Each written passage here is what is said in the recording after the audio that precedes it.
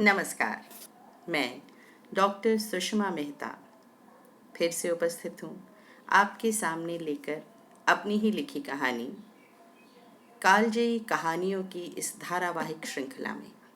कहानी का शीर्षक है पहले मुर्गी या अंडा।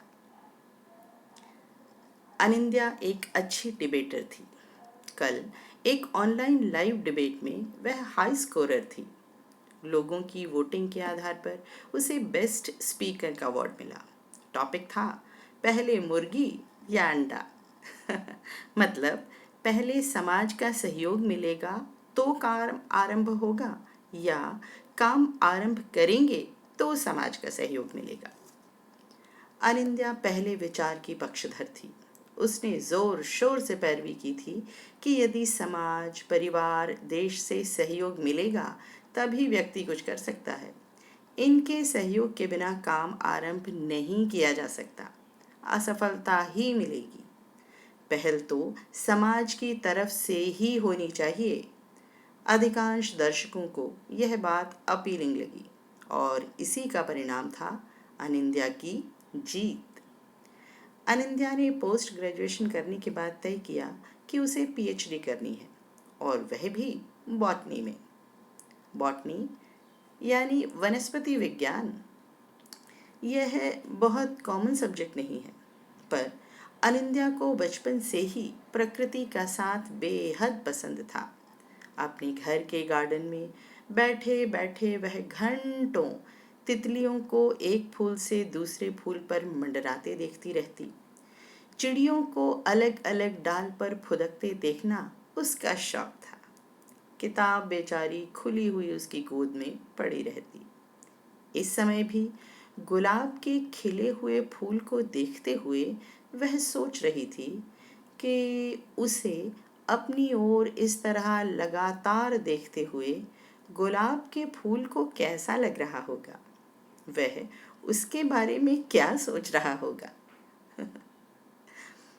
उसने शाम को पौधों को पानी देने का नियम बना रखा था, खास तौर से छुई मुई यानी टच मी नॉट के पौधे। जब कभी वह उन्हें पानी देना भूल जाती तो उन्हें देखकर उसे लगता जैसे प्यास से उनका गला सूख रहा है और वे उसे अपनी दयनीय आंखों से देख रहे हैं और कह रहे हैं, अनिंद्या प्लीज पानी पिला दो। वह तुरंत उनमें पानी डालने भाग पड़ती। अमलतास, हाँ हाँ वही पेड़ जिसके फूल अप्रैल मई में खिलते हैं, पीले पीले अंगूर के गुच्छों जैसे फूल।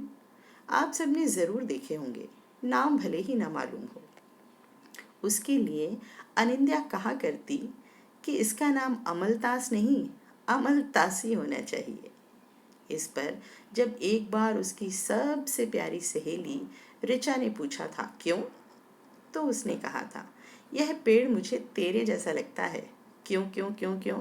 ऋचा हैरान थी, क्योंकि जब हवा चलती है और इसकी टहनियों के पीले पीले फूल मुझ पर झरते हैं तो लगता है जैसे तूने अपनी शादी पर कलाइयों में सुनहरे कलीरे पहन रखे हैं और अपनी दोनों कलाइयों को टकराकर तू कलीरों के छोटे पीले टुकड़े मेरे सिर पर गिरा रही है ताकि मेरी शादी भी जल्दी हो जाए।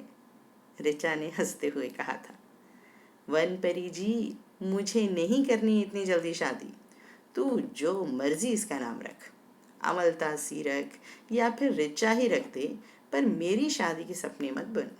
मुझे थोड़ा पढ़ लिख लेने तो दे भाई। और अनिंद्या हंस पड़ी थी।